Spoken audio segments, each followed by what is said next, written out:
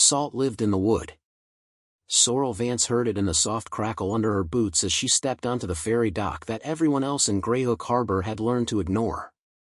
The planks were sun-faded and silvered smooth, a kind of tired sheen that comes from years of tide and wind and not nearly enough hands. She drew a breath that tasted of iron and rot and seaweed, and the air told her the truth the way the sea always had. This place was wounded, not dead. Before we jump back in, tell us where you're from. If this story moves you, please subscribe. Tomorrow, I have a special story for you. They had laughed at the auction. Not cruelly, not openly, not the first time, anyway. It had been the little sounds, the commentary tucked behind coffee lids and half-turned shoulders as the county clerk read off the parcel description, Parcel 14C, comprising the decommissioned South Ferry dock, the silted slip, the timber cribbing in adjacent sheds, sold as is, no guarantees expressed or implied.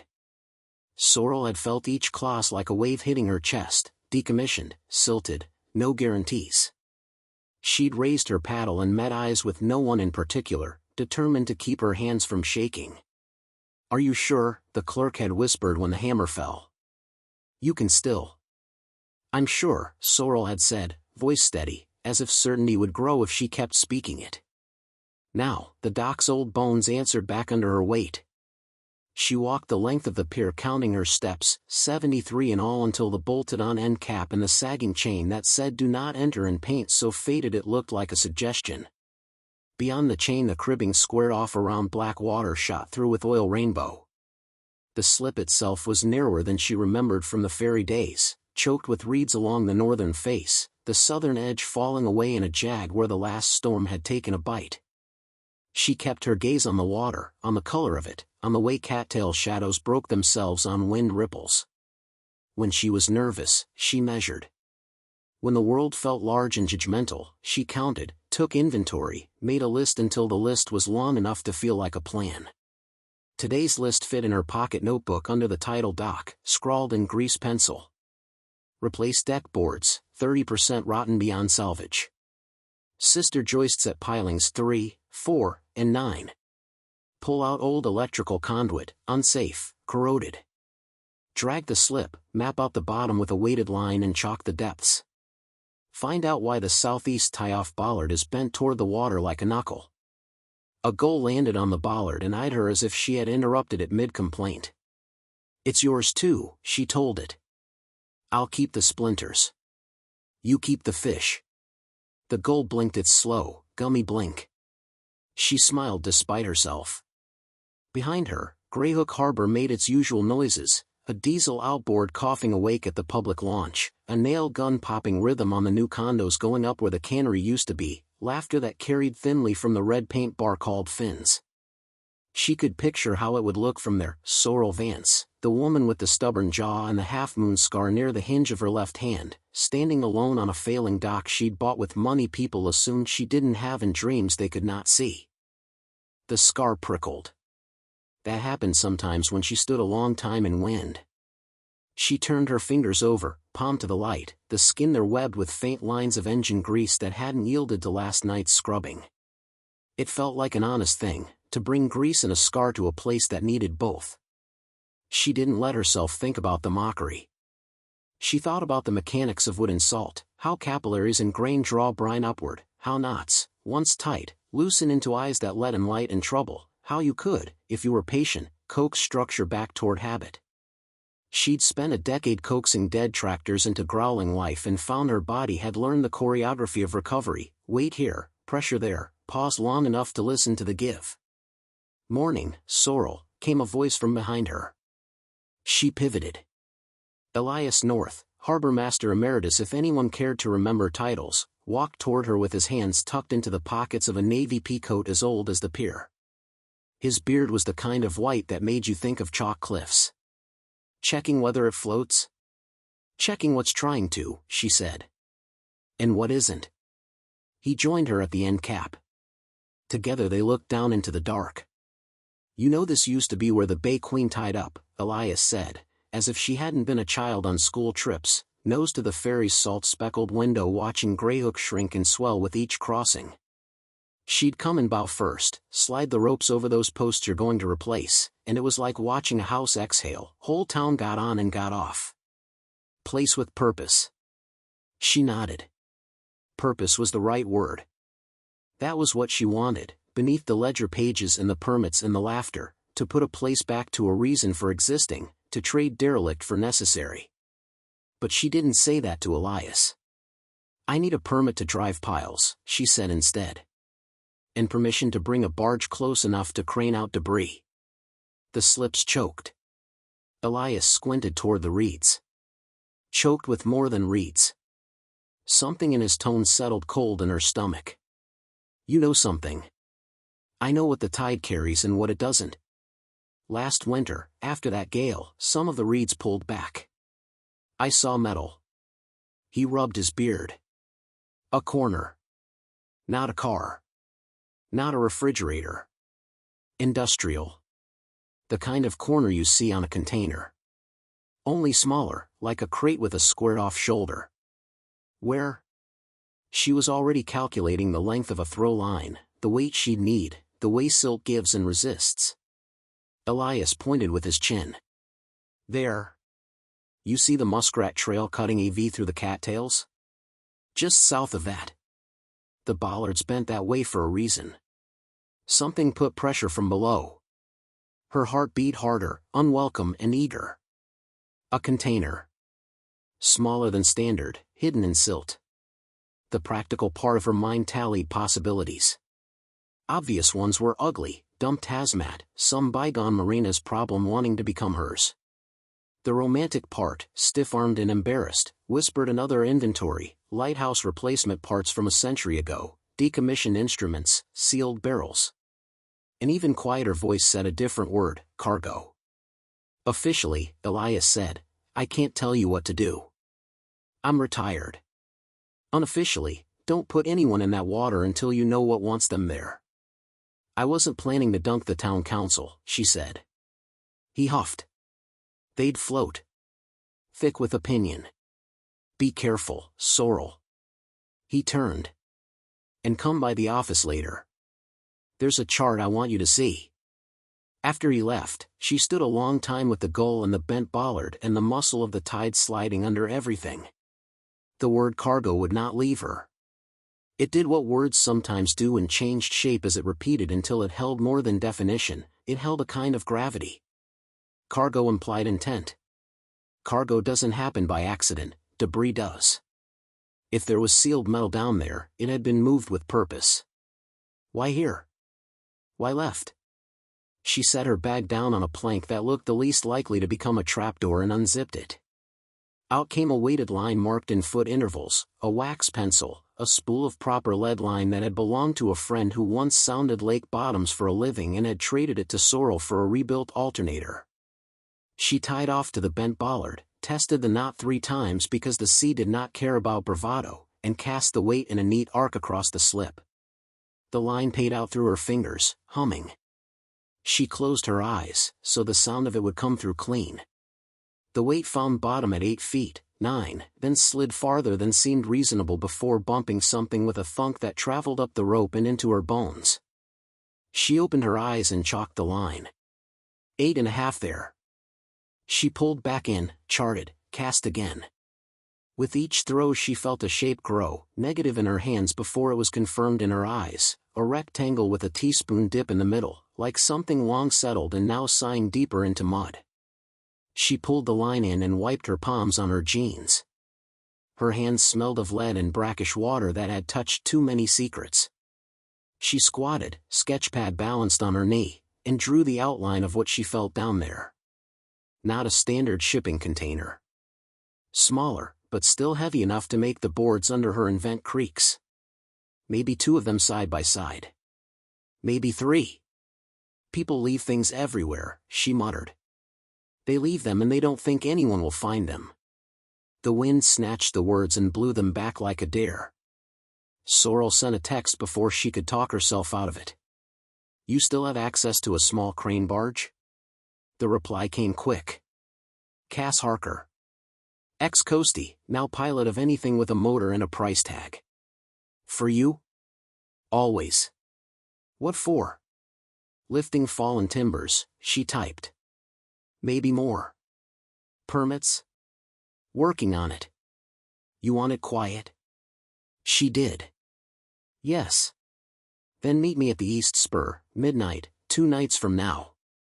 Tide's right. If anyone asks, we're fishing for ghosts. She smiled. Aren't we always? She put her phone away and felt, for the first time since the auction, a thin strand of hope wrap around the fear. She let herself imagine the dock with new boards, with rope that didn't flake white when you touched it, with a freight light that worked. She let herself imagine the sound of work where now there was only wind and the old conversations of wood fibers tearing loose from themselves. On her way back to the truck, a voice called from Finn's. Hey Dock Queen. The laughter rode the syllables out into the daylight. She didn't turn. She let the name pass through her and out the other side, the way you let a wave go instead of bracing to meet it. Sorrel Vance had names for herself that were older and had been earned the hard way: Fixer, Stubborn, the one who stayed until the oil ran clean and the bolt she'd been told would never move gave with a crack that sounded like yes. Her truck started on the first try. The engine was a steady friend in a day that hadn't provided many. As she pulled out, she saw Elias again at the harbor office, holding up a battered tube that undoubtedly held a chart older than the condos and more honest than the council minutes. She honked once. He lifted the tube in reply. The office smelled like rope and paper and coffee ground too fine. Elias spread the chart across a scarred table and weighted the corners with bits of chain. Soundings from 58, he said. You can add your own, but these will give you a feel. He traced a finger across numbers that had been written by someone whose hands had probably, like Sorrel's, always been a little salty. The slip had been deeper once. 12 feet at the center, sloping to 8 toward the reeds. An annotation in blue pencil noted obstruction, iron, near the southeast bollard. Elias tapped it. Been there a while, whatever it is. Obstruction is different from cargo, she said, surprising herself that the word had slipped out loud. Elias didn't laugh. It is. He poured coffee into 2 mugs and slid one to her. You think you know what you're doing? Sometimes I think that, she said. Then I stand on something that's been holding up the world longer than I've been alive, and I realize I don't know anything except how to listen. That'll serve. He took a sip. There's talk at the council about the dock. About your purchase. Of course there is. Her chest tightened. They'll say liability. They'll say public safety. They'll say the word blight like they invented it. Elias's eyes softened. They'll also say developer. That's the real tide under their feet. There's a man out of Boston, he smells like cedar and money and lawsuits. He wants a private marina. Your dock sits where his dreams do. Then I'll turn my dreams heavier. She smiled without humor. I'll make mine so built they're hard to move.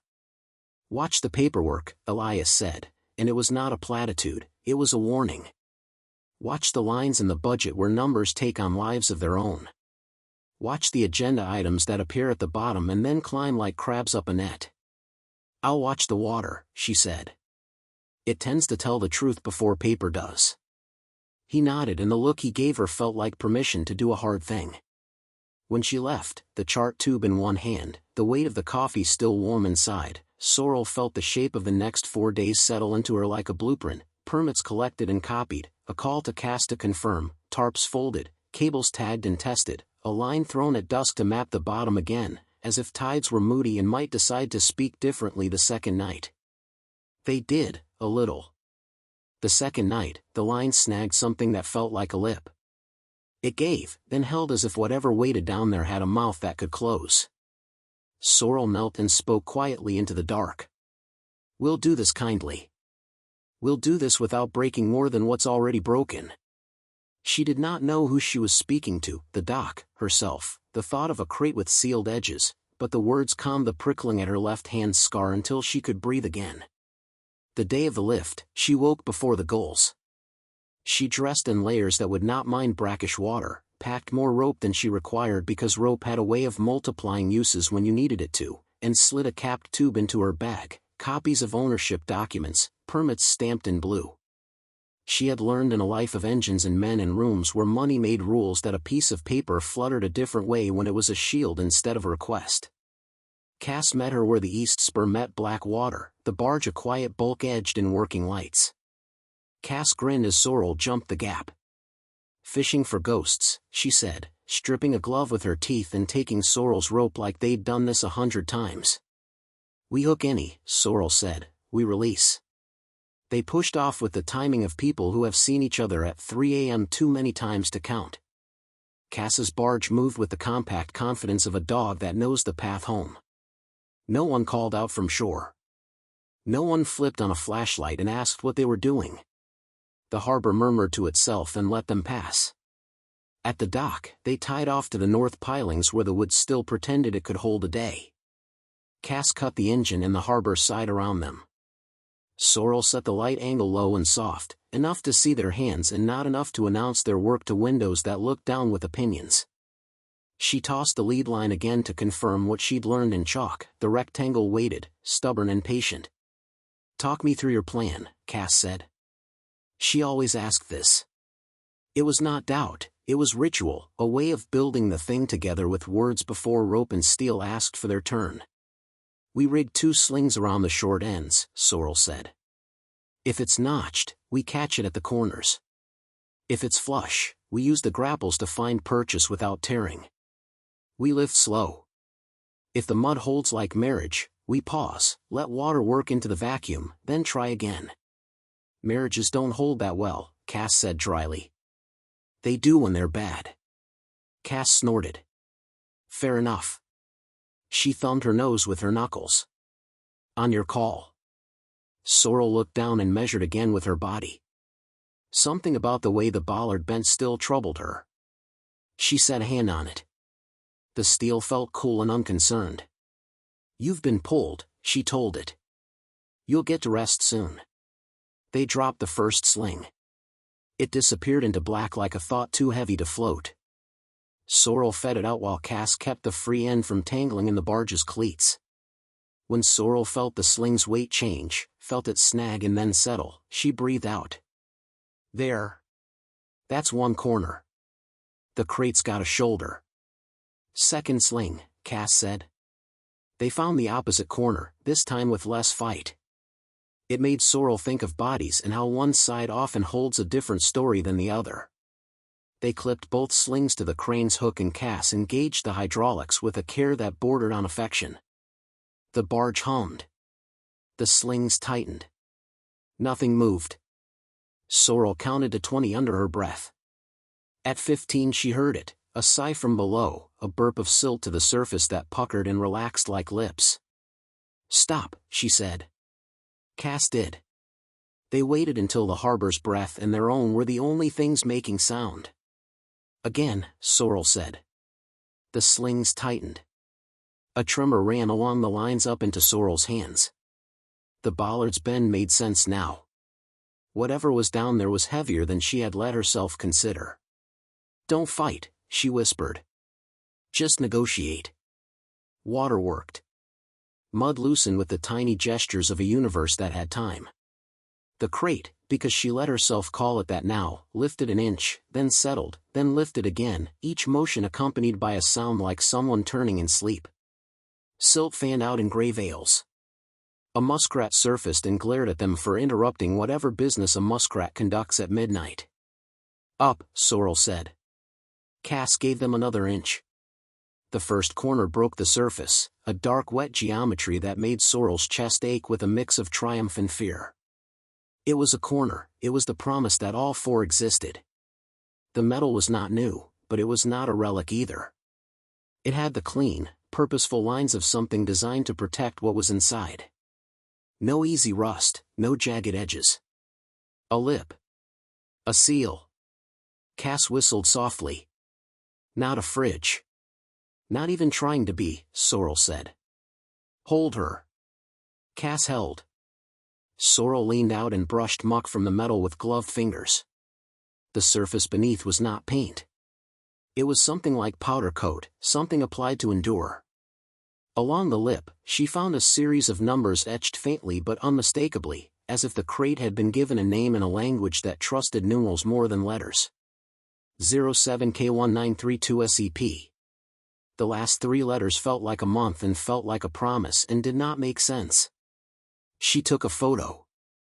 Her phone's light made the numbers jump with the kind of honesty that makes your heart think too fast.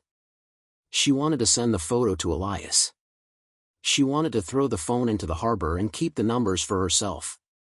Second corner, Cass said quietly, like a priest calling a ritual into being. They brought the crate up enough to slip a strap beneath, then eased it onto the barge's deck where it settled with a dull heavy sound that felt final. Sorrel stood with one boot on the crate and one on wood and allowed herself a single full breath of satisfaction. Then she looked at Cass. There might be another. Cass grinned. Of course there is. There was. A twin. This one came up quicker, as if relieved of the burden of keeping its sibling company in the dark. It joined the first on the deck like 2 secrets that had agreed to be told together. Sorrel ran a hand over both and felt the faintest vibration under the metal, as if the crates remembered the hum of whatever ship had carried them last and were replaying it for those who could listen. Do we open them now? Cass asked. No, Sorrel said, her voice sharper than she intended. We wait until day, until we've got paperwork in a pile high enough to block the wind. We wait until we understand the markings. We wait until at least one person with a badge has looked at my deeds and said the word owner with their mouth. Cass didn't argue. Then we put them somewhere no one will look. My workshop, Sorrel said. Least glamorous shed in Greyhook. Smells like solvent and failure. No one expects treasure in a place where bolts go to cry. Treasure, Cass repeated, not as mockery, just as a way of making the word jump once in the air like a fish so they could both decide if it was real. The trip to the workshop felt like smuggling in a dream. They covered the crates with tarps that might as well have been flags that said look here to anyone who understood the language of tarps. But no one called out. No one came down to the water with a flashlight and the righteous anger of a homeowner who mistook curiosity for authority. The harbor let them go again. Sorrel's shop sat 2 streets back from the water, where the clapboard houses surrendered to buildings that had always looked like work. The sign over the door said Vance Repair in letters she'd painted herself on a night when everything felt doable. Cass backed the barge's trailer in like a poem and the crates slid onto a low dolly with a grunt and a nod to physics. Inside, the shop felt like a friend putting a hand on your shoulder. Sorrel had built it that way, with a bench that fit her hips, with light that fell where hands needed to go, with drawers labeled in her handwriting because labels meant she didn't have to pretend to have a better memory than she did. They rolled the crates to the back where the floor felt solid and the air felt like it would keep secrets without telling lies. Cass set her hands on her hips. You're going to sleep? Sleep is an agreement you make with tomorrow, Sorrel said. I haven't read the contract yet. Cass laughed and the laugh felt like something you could lean against. Call me when you do. She clapped Sorrel's shoulder, a single, precise amicability, and left the way people leave churches when they're not sure if they've been forgiven. Sorrel locked the door and leaned her head against the cool metal for a count of 10. She could hear the harbor from here if she let herself, the gulls, the soft teeth gnash of rigging against masts when wind shifts direction, the deep bass line of a freighter out beyond the point. She turned and faced the crates. She set to cleaning first, because cleaning is a way of thinking. She scrubbed the metal with rags that came away black, then gray, then almost honest. She worked around the stamped numbers, around the lip that promised a seal, around a lock plate that was not padlocked at all but designed for a key she had never seen. The plate bore the faintest emblem, almost abraded into forgetting, a trident crossed with a lightning bolt. She photographed it. She did not upload anything anywhere. The internet felt like a version of the tide she did not want to test with these particular ships. At 8 a.m., after a shower that did its best with the kind of fatigue that turns bones to sugar, Sorrel walked into the town hall with a manila folder and a sailor's gait she had not earned but borrowed, the kind that says I will keep walking until you make it worth my while to stop. The clerk smiled the way clerks smile when they know more than your papers do. Ms. Vance. Sorrel, she corrected. I need signatures. In one sentence out loud. The one where I acknowledge your ownership. The clerk's smile thinned. That's the one. The clerk flipped the folder shut after reading very little. Owner, she said, and Sorrel felt the relief come not from the pronunciation but from the fact of air moving over the word in this room. Thank you. Sorrel breathed through the urge to run back to the shop with her new syllable like a bird in her hands. I'll also need to file notice of salvage. The clerk's eyes sharpened. Salvage. Yes. Sorrel kept her face quiet. There's debris in my slip that I intend to remove. You have to notify the harbormaster. Elias is aware, Sorrel said. He saw the chart. Elias is retired. Elias is aware. She did not blink while she said it. Paperwork scattered behind her like breadcrumbs that might lead a wolf. She kept walking anyway. At the shop, she slid the locks home, checked them twice, and set her fingers on the lip of the first crate. I'm going to open you now, she said softly. I'm going to do it kindly. If you're hazardous, forgive me for not knowing that yet. She fitted a wrench to the first bolt. It didn't move. Of course it didn't. She smiled, a private thing. I know your language. She warmed the metal with a heat gun, coaxed expansion that human stubbornness could ride through. The bolt gave with a crack and the sound went through her the way truth does when it has been waiting a long time to be said. Halfway through the third bolt, the bell over the door rang. She wasn't expecting anyone. Cass would have texted. Elias would have knocked like a gentleman from another century. Customers had learned the pattern of her closed sign and her silences. Sorrel wiped her palms on a rag and walked toward the front with the slow pace of someone entering a room where the outcome has already been partially written. Two men stood just inside the door in jackets that tried and failed to be casual. Their hands were empty but their shoulders were not relaxed. One of them smiled. The smile was wrong. Ms. Vance, the smiling one said. We're with Hawthorne Development. Congratulations, she said. He blinked. We'd like to discuss an acquisition. I'm not a grocery store, she said. I don't have an acquisitions counter. The other one stepped forward. No smile. We're authorized to offer significantly above the county's assessment for the dock property. It's a generous number. You'll want to take it. I don't want to take anything, Sorrel said evenly. I want to build something. Of course, the smiling one said. Build something elsewhere. The south dock is unsafe. Liability. You know how it is. Sorrel thought of the crates sitting 40 feet behind her and the way language changes when it stands near purpose. The dock is mine, she said. If you have concerns about safety, send them in writing. Paper and I have an understanding. The no-smile reached into his jacket and for a moment Sorrel's scarf flared hot, an animal memory of impact and pain. He produced a card, not a weapon.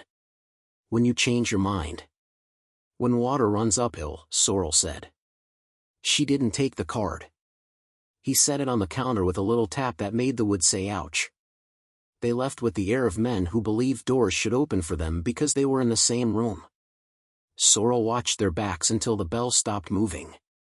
She picked up the card with a rag and tossed it into the trash, then took it back out again, because information is a kind of tool you don't throw away simply because you hate the handle. She returned to the crate like the crate had been waiting for her opinion. The fourth bolt surrendered and the lip of the seal gave its first whisper. She slid a flat bar under with the caution you use on someone's ribs when you know they have broken and you intend to help anyway. The seal peeled, slow and steady, and a smell met her, older than her shop, older than Greyhook condos, older maybe than all the permission slips in the world.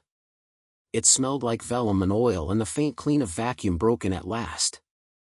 She lifted the lid and saw packing foam aged to the shade of tea.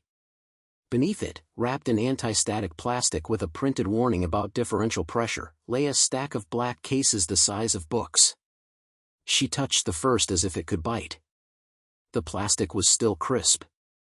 She sliced it with a box cutter held as carefully as a scalpel.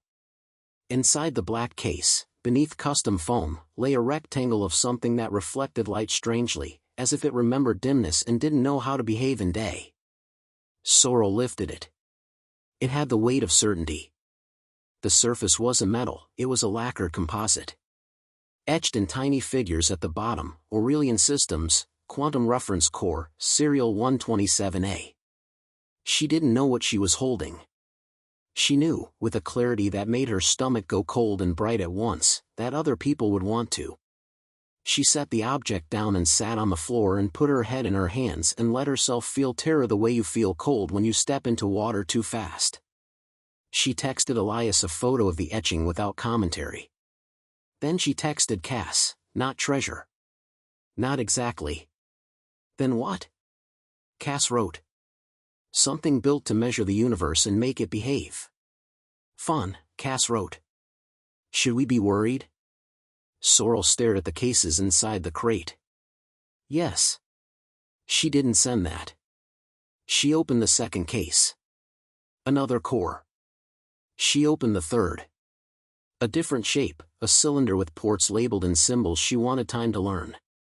A folded sheet lay beneath with instructions in a font no one uses unless they expect a small group of people who are paid to understand to read it at 3 in the morning. She did not pull it out yet. She closed her eyes and counted to 10 in the language of bolts that move when they should and stay when they must. The bell rang again. "Elias," she called, relief moving through her like blood returning to a limb.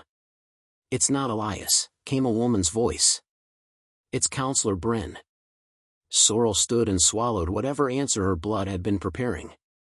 Counselor Bryn stepped inside with a notebook and a smile that looked like it had been practiced in front of a mirror when she still believed mirrors told the truth. "We've had complaints," Bryn said. "About nocturnal activity at the dock. Citizens are concerned." "Citizens from Boston?" Sorrel asked before she could stop herself. Bryn's smile smudged at the edges. "Let's keep this neighborly." "I am trying to," Sorrel said. "But neighbors don't bring lawyers to dinner."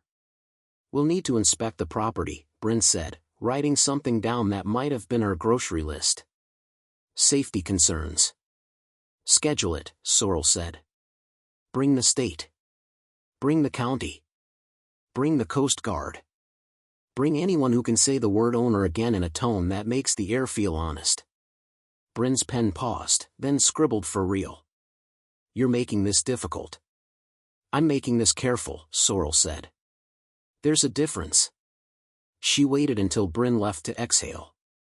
Then she returned to the open crate and snapped 2 photos of the cores that managed to capture none of the weight and all of the danger. She placed the foam back, not as a lie, but as a way of telling the room to keep its voice down for a minute while she thought. She hadn't opened the second crate yet. It sat like a sibling who won't speak until you address them directly. She touched its lid and felt, against reason, warmth. One at a time, she told herself. One bolt at a breath. She was on the second bolt when her shop lights flickered and went dead. A silence fell that wasn't the same as quiet. It had edges. Sorrel stood still and let her pupils widen until the room returned in outlines. The breakers in the back box were fine. Her other hand found the flashlight on the bench as if it had been waiting to be chosen. She thumbed it on and the beam cut a clear line across dust. A shadow moved outside her shop windows, then another. She turned off the light. The shadow paused. People who carry themselves like they have a right to enter rooms move differently than people who know they don't. This movement had that first arrogance. Another shape joined it, then stepped back as if counting. Her heart found a new rhythm. She took the folded paper from the first crate and slid it into her pocket with hands that did not shake. She thought of the card from Hawthorne in the trash and wondered whether it had walked here by itself or if men in jackets had hands that could make cards grow legs. Her phone vibrated. Cass, without text, just a dot indicating writing and then stopping and then writing again, like a person at a window trying to decide whether to shout. The door's lock turned, polite as a gentleman. It shouldn't have. She had turned it. She knew because she had counted. The frame moved a fraction. Sorrel reached for the closest thing with weight and grip and found the long wrench she preferred for bolts that believed themselves married to their threads. The door opened 3 inches. A voice, cheerful as a weather report, floated in. "Power trouble? We saw your lights go." She didn't answer.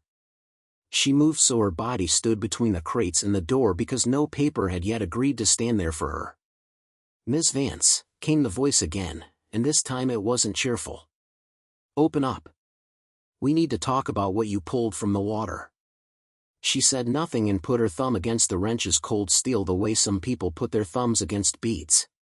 She could feel how the night was about to lean, toward violence, toward law, toward something that would turn her dock into a question the whole town would be invited to answer. The door inched wider. A boot toe appeared, then a hand. The hand reached for the overhead lights like it knew where the switch lived. It clicked it experimentally and found nothing but the truth of a dead circuit. "Last chance," the voice said. "Open the door, and we all have a good day." Sorrel stepped forward into the cone of dim streetlight that made it through the window and raised the wrench so the person would see she understood the shape of necessity. She said, very quietly, "I don't know who you think you are, but I know who I am." She took another step, felt the crate at her calf, felt fear and something made of steel braided tight inside it. "This place is mine." Outside, another voice, unseen, lower, murmured a sentence she didn't catch. The first voice shifted. Something clicked, not a light switch, not a card on wood. A safety. A sound that means there is a small hole in the world that can be made quickly larger. Sorrel took a breath so precise it felt measured in millimeters. The door opened another inch. And in that inch of widening day, something behind her within the second crate made a sound, soft and enormous at once, a settling, a hiss, a faint mechanical yawn, as if it had just, after a long patience, decided to wake. This story took us a long time. If you like it, subscribe. Now, back to the story. Wake. The sound wasn't loud. It was the kind of sound you hear inside a seashell when you listen long enough and realize the ocean has been breathing in your hands this whole time. Sorrel didn't look back. She kept her eyes on the crack of the opening door, on the slice of cold streetlight, on the boot that entered the shop's threshold as if the threshold had been waiting for it. But her body understood what the crate behind her had just said, "I exist, and I remember how to move." "Miss Vance," the cheerful weather voice tried again, less cheerful now, more like barometric pressure dropping. "Don't make this harder." "I'm busy," she said, and was surprised at how even her voice sounded, as if it belonged to the wrench in her hand, steel, precise, unwilling to be rushed. "You'll want to leave." The boot paused. The door stopped widening, then jolted a half-inch, bumped by a second shoulder behind the first. The unseen low voice spoke a single syllable, and the safety click she'd heard became a shape in the room, the possibility of a hole punched through night. Behind Sorrel, the crate sighed again. This time the hiss resolved into articulation, a faint cascade of clicks within, then a thunk like a valve choosing open over closed. The hair along her forearms rose as if the air had changed polarity. "Power cut was cute," Sorrel said to the men, because confidence is a plank you lay over water and then trust. "But you forgot the throwback layer. Tools work without apps." She moved first. She slammed the wrench into the jamb where the hinges would argue and put her weight there, turning a careful pry into a refusal. The man with the cheerful voice swore. The door snapped shut far enough for her to throw the top bolt. The bottom bolt, stubborn from a winter of salt air migration, answered with the rough exhale of metal that had been asked too many times to do a young thing. It still did it. The unseen gun clacked against wood, not fired, only reminder. A knuckle rapped once, twice. Final warning. "Here's mine," Sorrel said. "The Coast Guard knows I filed salvage. Elias knows I hauled something. If you break that door, you'll spend tomorrow explaining why you interrupted a legal owner in her legal shop." Silence absorbed the claim and tested its tensile strength. Then boots retreated, 2, then a third she hadn't clocked. Sorrel kept the wrench up until the street quiet settled, until the peculiar echo of people leaving stopped reverberating like a bell you hear only in your teeth. She waited longer than fear said was necessary, because fear wanted to rush and she didn't. When she finally turned, the second crate had shifted half an inch on its dolly. Condensation slicked its seam. The emblem on its lock plate, the trident crossed with a lightning bolt, gleamed like someone had just drawn a finger across it. "You waited until I had an audience," she whispered. "I would have preferred less drama." She flicked the battery work light on, a squat little beast she trusted more than any breaker panel tied to civic goodwill, and set it low so shadows wouldn't confuse her hands. One by one she backed the bolts out until the lid could be persuaded to lift without complaint. The seal parted with the same sigh the first crate had given, a fragrance of long-kept air sliding out as if relieved to be wrong about being forgotten. Not black cases this time. This crate held cylinders the length of her forearm, each swaddled in foam, each capped with a keyed ring. Labels glimmered under plastic: cryogenic interface reservoir, Aurelian Systems. Below, in small type, was the instruction she dreaded: handle under license. Sorrel exhaled once through her nose, long and flat, the way you cool a part after over-torquing it by one stupid quarter turn. "I don't have your license," she said. "I have your story." Her phone buzzed. "Cass. Power out on your block or just you?" "I can swing back." "Just me." "Company came by." "Hawthorne?" "Flannel jackets with city shoes. The kind of men who read menus out loud." "Want me to bring friends?" Sorrel pictured 3 of the harbor women she knew, one who welds, one who swears in Portuguese when money gets dumb, one who can make a judge remember his job. She wanted them. She also wanted quiet. "Hold for now. I need to see what I'm dealing with." She set the phone down and pulled the folded instruction sheet from her pocket, the one she'd pocketed when the shadows paused outside her windows. It wasn't a manual. It was a shipping manifest. Not long. 2 pages. Printed 13 years ago. Destination: Greyhook South Municipal Slip, care of Bay Queen Ferry Authority. Sender: Aurelian Systems Logistics Hub, Newport News. Contents: 12 quantum reference cores, Model 127A, 8 cryogenic interface reservoirs, 6 phase-stable port arrays, 3 calibration looms, 1 technician's field archive. Delivery: upon receipt, transfer to recipient, Atlantic Frequency Laboratory, Greyhook Station, Project Whitlight. Greyhook Station. Atlantic Frequency. Whitlight. Sorrel tasted each like a new brand of salt. She placed the manifest on the bench and stared at the words until they stopped feeling hypothetical. If this shipment had been destined for a laboratory here, then someone had meant to do more in Greyhook than measure tide and wave. Why had it never arrived? Why had it slept at the bottom of the slip until a bent bollard and a stubborn woman pulled it in today? She opened 2 more cylinders. Each held a reservoir with micro-etched channels running its length like veins. She couldn't look at them without thinking of bodies and how a human learns to run current and heat through meat and bone with the least damage. She put the lids back on and felt a sadness she didn't understand press behind her sternum. They would have done work here, she said. And whatever the work was, someone decided we didn't get to do it. Her mind, which had been built by years of taking other people's broken machinery into her hands and asking it questions, moved now like a crane swung carefully over something fragile. 2 crates. Manifest. Aurelian. Whitlight. A valuation she had refused to put into numbers because the word money had not yet earned the right to walk around inside the thought of what these were. But money would come. Money always came where attention did. She needed to get ahead of the part where other people named a price for her own air. She called Elias. He answered on the first ring like he'd been holding the phone and staring at it. "I've been thinking of words I don't say often because I prefer the sea to opinions," he said. "Tonight I have opinions." "Bring them," she said. "And bring your eyes." He came through her door with his cap in his hands and the look of a man who has seen storms form on clear mornings. Sorrel watched his face as he approached the crates. When he bent, palms on thighs, to look at the first core, the rough humor left him. Awe replaced it. It made him look younger. It made him look frightened. "What do you think it is?" she asked. "A calibration heart," he said softly. "The kind you put at the center of machines that ask the world to be measured in ways the world ignores unless you're very persuasive.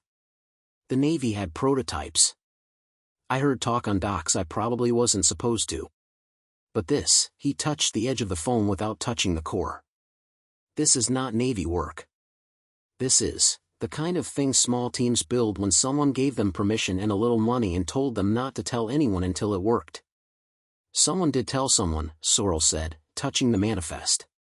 "They told Greyhook. They told us without telling us." Elias read the sheet. "Whitlight," he said. "That's a name you give a thing when you want it to sound like dawn and warning at the same time." She told him about Hawthorne, about Counselor Bryn, about the power flicker that felt less like a grid problem and more like a hand on a switch. "We don't have long," Elias said. "Whoever shipped these didn't lose track. They were delayed on purpose. Delayed is a cousin to hidden. And hidden grows teeth when you drag it into day." "I need a number," Sorrel said. "Not for them. For me. So when they tell me what they think it's worth, I can hear the lie." "Speculate later," Elias said. "First, choose a truth." He pointed, gentle, not commanding, at the lock on her door. "Either you're a citizen with salvage and paperwork and a right to ask the state to stand up, or you're a woman in a shop with boxes that other people want.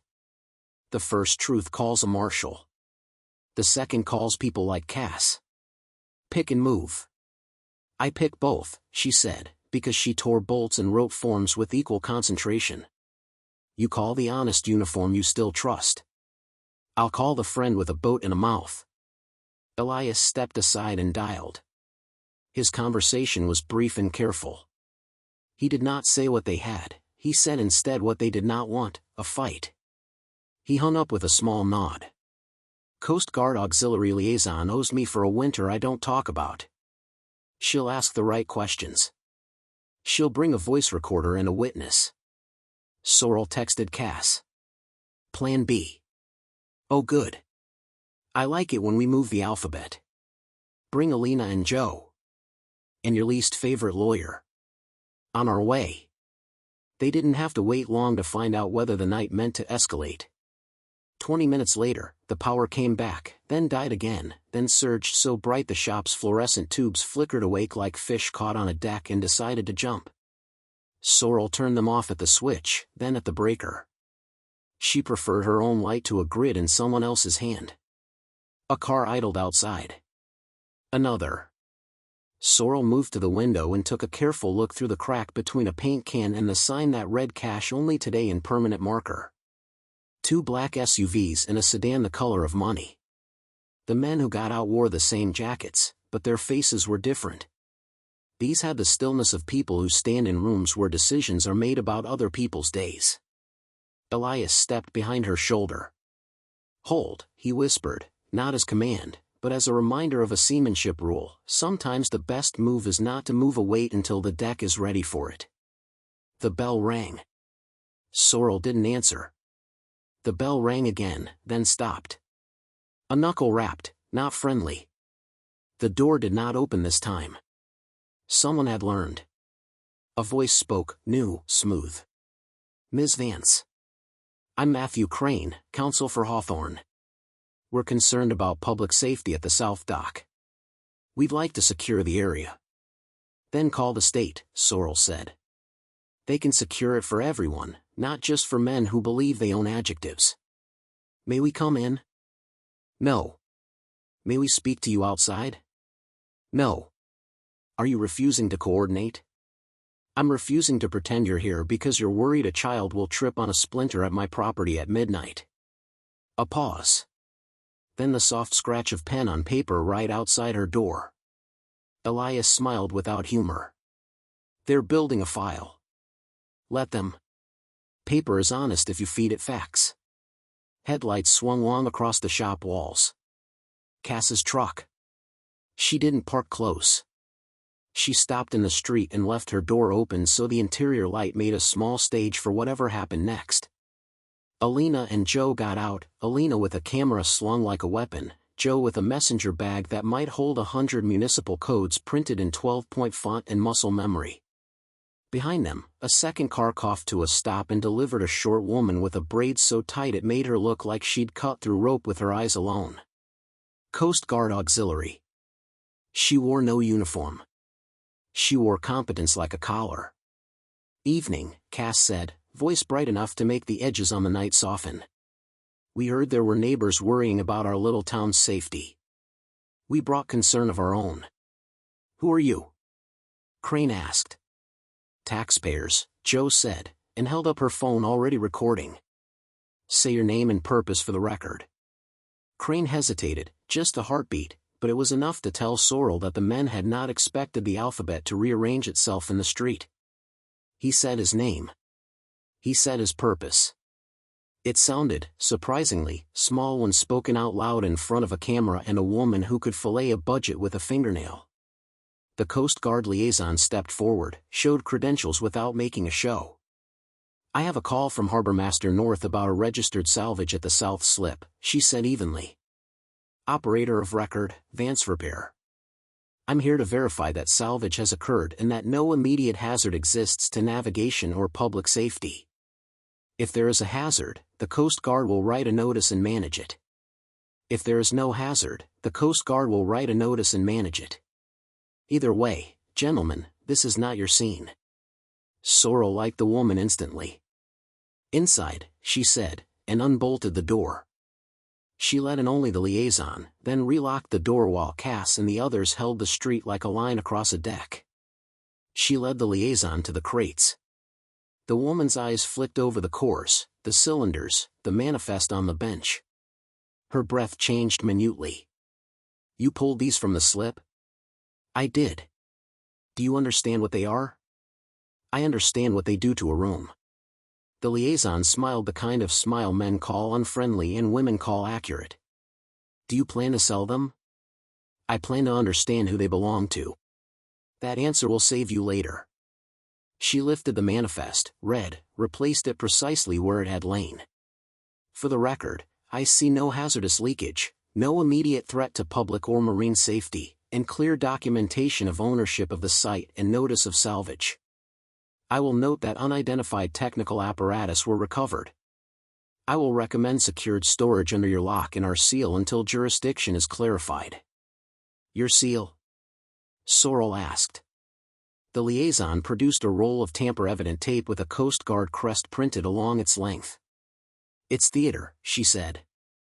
But useful theater. People who like to remove things they shouldn't hate leaving visible evidence of their cowardice. You'll put your name on my door? I'll put the Coast Guard's name on your door beside yours. She met Sorrel's eyes. If you want it. I do. They walked back to the front. Outside, Crane was attempting reason with Cass in the tone you use on a dog you think might bite if given ideas above its station. Alina filmed without blinking. Joe read aloud from the municipal code section where the town promises to support lawful salvage operations by local business owners. Elias leaned against the doorway with all the patience of an old tide. When the liaison affixed the seals across Sorrel's door, Crane's voice faltered. Is that entirely necessary? It is, the liaison said, and the pleasantness in her tone could have frozen water. You are welcome to file your concerns in writing. He swallowed. We certainly will. Good, Joe said brightly. Email or paper? Paper's traditional. They left the way men leave when a room has rearranged itself into a shape they didn't approve ahead of time and don't know how to sit in. Engines started. Red taillights slid down the street like mouths bitten hard. When the last car turned the corner, the night exhaled. Cass whistled low. All right, Doc Queen. What did we fish up? Sorrel let them in, relocked, and led them to the crates. Alina filmed again, but this time with wonder. Joe didn't film, she took notes as if words could be an anchor. Cass stood a little apart, hands in her pockets, the way you stand when you meet something that might change the room you thought you knew. Sorrel told the story quickly. She left out nothing except the fear that had salt burned the back of her tongue when the door had opened a crack and a safety had clicked. That fear was hers. Everything else belonged to the people who had chosen to stand inside this night. So, Joe said when Sorrel had finished. Aurelian. Wit light. Greyhook station that never was. And now we have, cores. She touched the manifest with a pencil tip. What would someone pay for these? Cass answered before Sorrel could. Enough to make men cut power and show up with counsel at midnight. Alina lowered her camera. Enough to make a doc worth $80 million feel like a good headline and a bad underestimation. Sorrel leaned on the bench and felt the wood's honest grain under her palms. I don't want to sell them, she said, and the room surprised her by not arguing. I want to know why they were sent here. I want to know who decided we weren't ready to receive them. She paused because one is a dangerous verb in a town where money counts according to a calendar you didn't write. I want the work to happen where it was meant to. Elias's eyes warmed. Then we will need a laboratory. We have a shop, Alina said. We can build a clean room. My cousin did server rooms in Newark. He owes me. He says he doesn't. He does. Joe flipped to a new page. We'll need a nonprofit. A charter. A wall between the project and anyone who thinks a buyout is how you start a conversation. Cass grinned. I'll need snacks. They worked until dawn drew a pallor through the shop's windows. They didn't touch the cores. They touched plans. A board on the wall acquired columns: legal, marine, lab, COMMS, money, politics. Under each, names. Under names, verbs. By 9, the town had opinions again, delivered via text chains and glances. Counselor Bryn requested a meeting to align on expectations. Hawthorne emailed a formal notice of concern. A reporter from the county paper called to ask whether Sorrel really believed she'd found government-grade gizmos in the mud. Sorrel said the only sentence that felt honest: I found what the tide kept safe. By noon, the Coast Guard liaison returned with a second person, a tall man with an earnest face and an expression that said he had been yelled at professionally and had not yet learned to enjoy it. He introduced himself as Department of Commerce, Office of Technology Safeguards. He showed credentials. He didn't swagger. He looked at the crates with the blank focus of someone trying to do math in a language he wasn't fluent in. We will need to inventory, he said. We will need to secure. Under whose authority? Joe asked. Federal, he said, as if that word made the floor more stable. And yours, he added, turning to Sorrel. If you consent. Consent. The word hung between them like a truce flag in a trap. Sorrel thought about ownership, about the way paper had been used to displace people more gracious than she, about the ways yes can be twisted into permission for everything you never intended. What does secure mean? She asked. Seal in place, he said. Under joint lock. No removal without co-signature. The Coast Guard liaison remains point for access. You retain your rights. We retain our oversight. We all keep the night dull. Elias nodded once so small it could have been a flinch. Cass looked at Sorrel, not telling her what to do because friends don't. Joint lock, Sorrel said. An inventory here, on camera, with a copy of the record stored in 3 places I choose.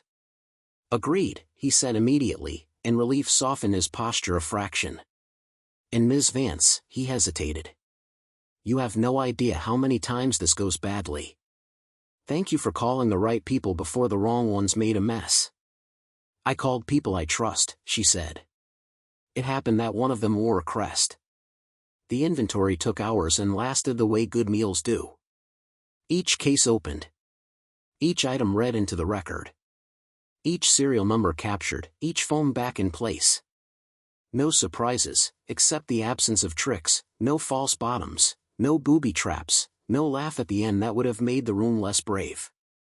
The technician's field archive, which Sorrel had dreaded and wanted most, turned out to be a slim, hardened tablets still alive after 13 years in brine thanks to someone's absurd, stubborn faith in gaskets. They charged it under a battery rig Cass produced like a magician. It woke with a logo and a password prompt. "Don't," Joe warned, and Sorrel's hands stilled. "Let's not lock ourselves out of our own story." They left the tablet asleep, as if it had merely dozed off mid-sentence and would resume when manners permitted. At dusk, after the federal man had left with nothing but copies and promises and a phone number Sorrel could call if the night came with new teeth, Sorrel returned alone to the dock. She walked the 73 steps and rested a palm on the bent bollard. "You were right," she told it. "You were telling me where to pull." The harbor had that listening quiet that makes a person whisper. She sat on the end cap and let the water talk. Sea doesn't gossip, it testifies. It told her, in its flat wavelets and its eelgrass sways, that Whitlight had not been a mistake. Someone had meant Greyhook to hold something luminous and difficult, and then someone else had meant Greyhook not to. She thought of all the times she'd bought broken machines and been told she was sentimental to believe they would run again. She thought of the look on Crane's face when the Coast Guard tape crossed her door. She thought of Elias's shoulders when he'd read the manifest and how they'd squared like a mast deciding to be a mast after all.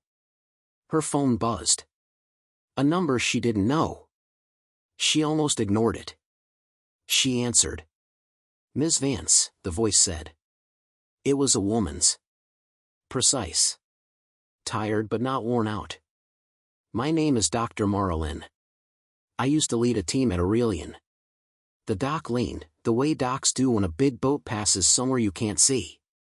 "You sent this shipment." "I tried," Dr. Lynn said. "We made something small and true.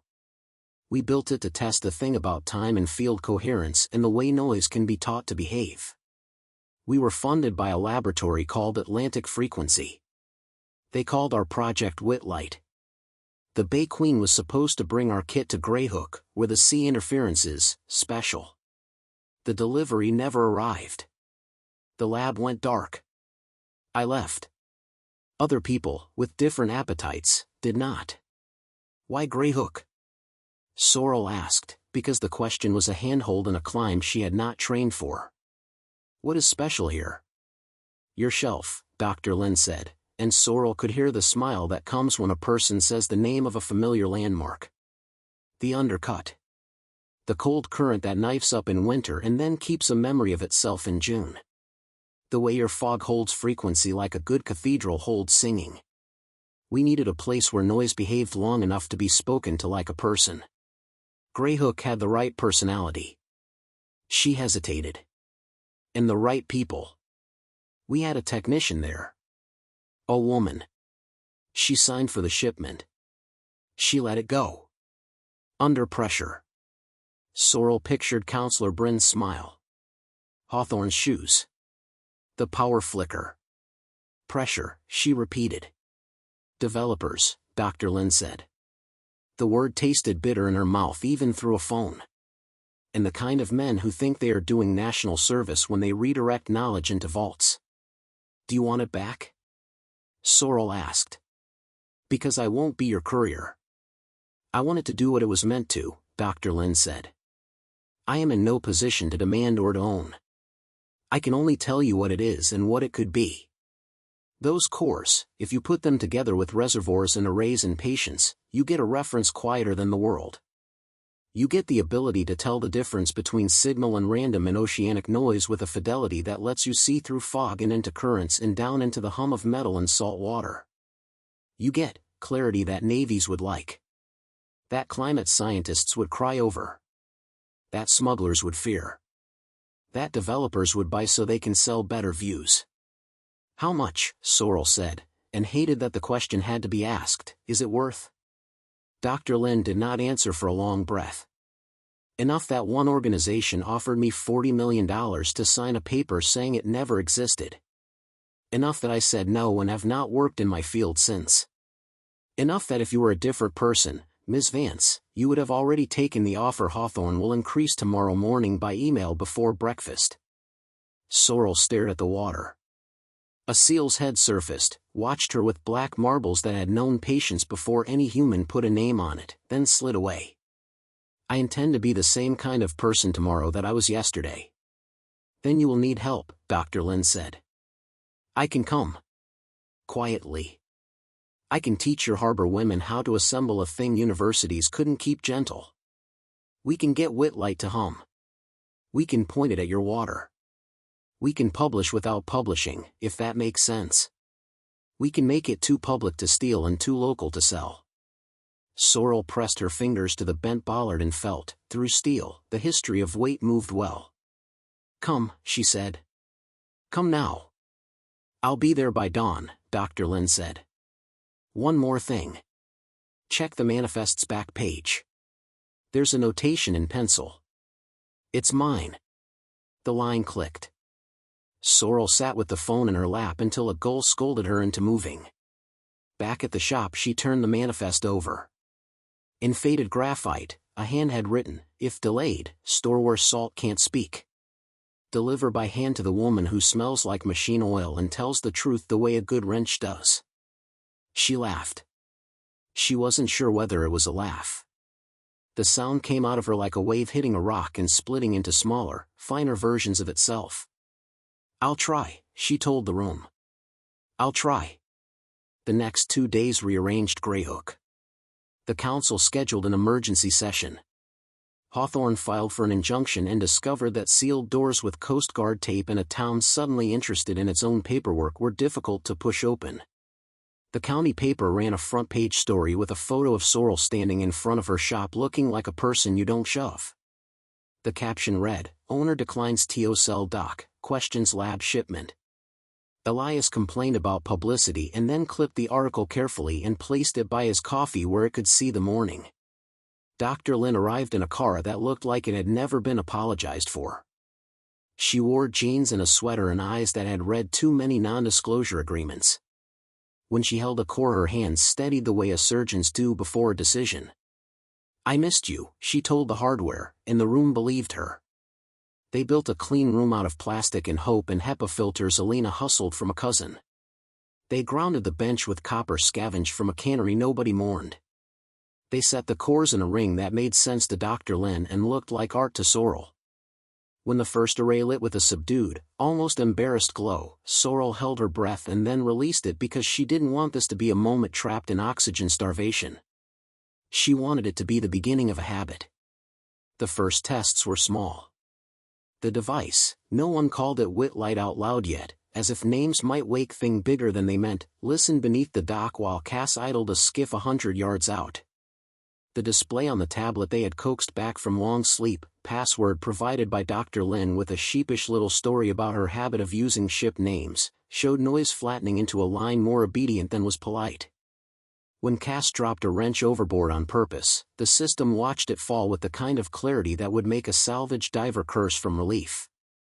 Climate, Dr. Lin whispered, and Sorrel heard the cathedral in the whisper. Fisheries. Search and rescue. Whale strikes. There are a dozen uses before you let the men with epaulets in the room. They'll come anyway, Elias said. They always do, Dr. Lin said. Then we will hand them the paper Joe writes that says this belongs to a town. The second test was not small. Whitlight, yes, they said it then, because names sometimes are scaffolding a thing needs to climb into its shape, looked past the dock into the shipping lane and painted a ship's hull and outline through fog so thick even gulls used landmarks. A signature appeared on the screen, an echo of numbers that told Sorrel the truth of where metal met water like a mind reading a face. You understand what you have, said a voice from the doorway. Crane stood with 2 men behind him and 1 woman whose posture said she'd like to be elsewhere. The liaison checked seals and frowned at a taped edge that had lifted a fraction. You're early, she said. We're persistent, Crane said, and did not look at her. Joe stepped forward with a folded sheet. Injunction denied, she said, and handed it to him. The judge recommended you read the town's charter before you file again. Crane read. His jaw tightened, not theatrically, just enough to show the part of him that hated being told no by paper. He folded the denial neatly and put it in his pocket like it might change its mind if kept warm. "We can make this easy," he said to Sorrel. 80 million. Clean. Today. You sign, we remove this burden from your shoulders. 80 looked small when placed next to the humming ring and the hope hanging in the room like a net drying honestly after work. Sorrel smiled. She did not enjoy it. "You don't have enough," she said, and heard in her own voice a new steel she had not bought but earned. "But if you're desperate to spend money in Greyhook, we're forming a foundation. It will need donors. There's a plaque in it for men who like their names over doors." One of the men behind Crane failed to smother a laugh. Crane didn't turn to identify the traitor. He took a breath and reshaped his face. "We will pursue other avenues." "You'll find them closed," Joe said pleasantly. They left. Dr. Lynn blew out a breath so violent it ruffled a post-it. "I hate that part," she said. "I love this part." She pointed at the screen where the ship's wake unfurled like a ribbon laid precisely on water. Night came with fog. They decided to run one more test, because restraint is difficult when the thing you built behaves like a good song. Cass took the skiff to the mouth of the harbor. Alina climbed the old signal tower with a radio. Elias brewed coffee that tasted like compromises made early and forgiven late. Sorrel stood at the bench and watched Whitlight draw a map of the noise nobody else could see. "Boat," Alina called. "Small. Fast. No NAV lights." The screen found it before their ears did. A darting echo, wrong angle, wrong speed for any fisherman who didn't want to die. The line of it arrowed toward the dock, then veered hard toward the slip like a hand reaching for something it had been told to stop touching. Cass's radio cracked. 2 men on board. "They've got hook gear." Hawthorne's persistence had learned to row. "Don't intercept," Sorrel said, and was surprised at the calm in her voice. "Let them close. Let Whitlight look." The fast boat slid into the slip like it had practiced. The men didn't cut their engine, they used it to keep nosed in while one reached with a grappling hook toward the place where crate had been mud yesterday and air today. The hook snagged. The man hauled. He found rope Sorrel had left because she believed in knots as breadcrumbs and because she had a mean streak that enjoyed giving thieves rope everyone could see. "Smile," Alina said to her camera. "You're on the kind of candid they show to judges." Sorrel stepped into the wash of the shop's exterior light and said nothing. The men looked up as heads do when the air changes. One had a scar across his eyebrow that made him look surprised even when he wasn't. The other's mouth had the permanent purse of someone who resents the cost of things. "Evening," Sorrel said. "Harbor's closed." "Public water," the surprised one said. "Private slip," she said. "We're looking for trash," the other said. "Environmental service." "You'll find it if you look in your boat," Cass called from the darkness, and the men flinched because voices that appear from fog tend to make courage shake in its boots. They dropped the hook. They backed out, bumping the bollard that had bent toward the sea to point like a finger at a truth. The bollard didn't budge this time. The men didn't look at the Coast Guard seals on Sorrel's door, but Sorrel saw their eyes skid past the bright tape like guilty hands past a hot stove. She went back inside and found her hands trembling finally, now that the night had folded its teeth for a minute. Dr. Lynn took her elbow and squeezed, quick, precise, permission to shake. "I keep waiting to feel small," Sorrel said, half laughing at the absurdity of her own stubbornness. "It isn't happening." "It won't," Dr. Lynn said. "You chose to be large when you bought the kind of dock people laugh at." They worked until the clock on the wall forgot what hour it meant to be. The test plots accumulated. The room's hum became Whitlight's hum became the sound Sorrel might hear in her sleep if she let herself. Eventually, Elias sent everyone home with the authority of a Tide Tables page. Sorrel stayed, because leaving felt like turning your back on a child you'd just convinced to breathe. She sat on the floor with her back against the first crate. She thought about the difference between derelict and dormant. She thought about how a town becomes the sum of its refusals and its welcomes. She thought about the day Bryn would come into this room with an apology shaped like policy and the day Crane would admit, only to himself, that 80 million had been a fool's opening bid. When she finally turned off the last light, the shop held dark the way good would hold stained, deeply, with memory. She locked the door. She checked the seals. She stood a minute under the street's thin set of stars. She thought she might sleep. Her phone buzzed. Unknown number again. She answered because the first unknown had been a gift. The second might be the bill. "Ms. Vance," the voice said. A man's this time. Polite. Unthreatening in that specific, trained way that indicates someone knows exactly how to harm without leaving bruises the camera can see. "I represent a client with an interest in maritime research equipment." "No," she said. "You haven't heard the offer." "I don't need to." "You should. It's different." A pause. "It is not money." "What then?" "Safety," the man said softly. "Yours. Your friends. Your towns." Wind moved down the street like a rumor. Sorrel put her free hand on the Coast Guard seal, felt its raised crest under her thumb like a small, patient animal. "You're calling the wrong number," she said, and ended the call. She lay awake the few hours she had to spare and watched the ceiling remember 100 coats of paint. When dawn curled its fingers through her blinds, she got up, made coffee, and walked back to the dock with a mug that tasted like readiness. Elias was already there. He held a folded paper. "From the county," he said. "A notice.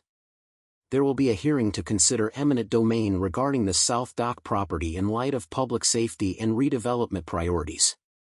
It should have knocked her back. It didn't. It made her feet set themselves. "Good," she said. "Good? Because hearings require records. Records require evidence. Evidence requires witnesses. And Whitlight loves witnesses." She smiled then, not the dangerous smile she gave Crane, but a tired one she gave the sea. "We'll invite the ocean." He laughed. It wasn't loud. It sounded like a boat bumping a piling you trust. "How much time?" 3 days, he said. "Then we'll give them 3 days of work." They did. They ran demonstrations and invited the fishermen who had called Sorrel crazy and watched them put their hands on the screen and see their own nets in a way they never had. They invited the high school physics class and watched 3 girls ask Dr. Lin questions that made the woman grin like a wrench slipping a stuck bolt clean at last. They invited the reporter again and told her to write about what it felt like to listen to a harbor breathe. On the morning of the hearing, the town hall smelled like opinions and coffee spilled inside suit jackets. Crane sat at a table with 2 new lawyers who looked like they had never eaten anything you could catch. Counselor Bryn practiced sincerity near a window. The Coast Guard liaison leaned against the wall and looked like an anchor disguised as a woman. Sorrel stood when asked. She spoke the way she works, methodical, honest, unornamented. She showed papers. She showed photographs. She showed a short video of Whitlight painting the hull of the Bay Queen, now a rusting party rental, through fog that would have turned every other censor into a liar. She didn't mention 80 million. She mentioned fishermen. She mentioned search and rescue. She mentioned climate, and the way a small town could own a sliver of the future if it decided to stop outsourcing its courage. Crane spoke too. He mentioned liability and tax base and the need to move nimbly in a competitive region. He used the word visionary. He pronounced Greyhook like a brand. When it was Elias's turn, he stepped to the mic and said only this: "I was a boy on that ferry when I decided to become a man who loves water. I'd like other boys and girls to have rooms to stand in and say the same sentence without being sold first." He sat. The room changed shape around the line like water around a keel. They recessed. They tallied. They returned with a decision written in language that tried very hard to be neutral and failed. The town would not pursue eminent domain. The dock would remain under Sorrel Vance's ownership. A partnership would be formed, Greyhook Station Consortium, with a board comprising citizens, the harbor office, and an ex-Aurelian scientist. Hawthorne was invited to donate toward community maritime research or to go build their shiny marina somewhere the tide didn't have an opinion. Crane did not look at Sorrel when the decision was read. He looked at the crest on her door in his mind and understood that a woman had outpapered him with the help of the ocean and 3 friends who didn't scare easily. That night, Sorrel unlocked the shop and lifted the last seal. She turned off her phone. She turned on Whitlight. The hum filled her chest like a promise she could aim. She thought of the woman in the auction room whispering, "Are you sure?" and the way certainty grows with use. She thought of the laugh from fins that had bounced off her spine and into the water. She thought of the crates at the bottom of a slip and the time they spent listening to mud. "I heard you," she told them. "I'll keep hearing." The shop lights flickered once, the way old churches do when the choir hits a note they weren't expecting to hold. The display showed the harbor as a set of lines and breaths. Something at the edge of the screen pulsed, faint, regular, not a boat, not a whale, not a thing any of them had taught Whitlight to recognize. Dr. Lynn leaned close. "Do you see that?" "I do." Sorrel didn't blink. The pulse thickened, then split, then recombined, as if something out beyond the point had noticed being noticed and was deciding what to do with the attention. A thin green line wrote itself across the screen like a signature. "What is it?" Cass whispered. The doc groaned.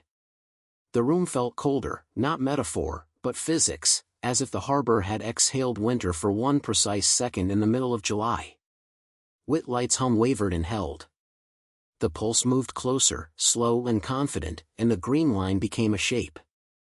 Sorrel's scar prickled.